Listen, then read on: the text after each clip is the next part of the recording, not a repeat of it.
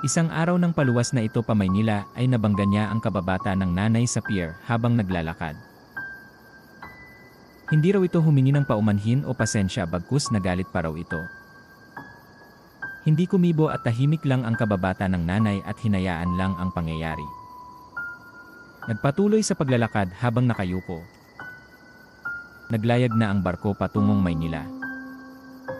Makalipas ang ilang araw ay bali-balita sa lugar ng nanay na namayapa na daw ang babaeng nagbakasyon sa probinsya nila. Tuloy-tuloy daw ito sa pagsusuka at pagdudumi. At kahit ang mga doktor ay hindi raw maipaliwanag ang sakit ng babae.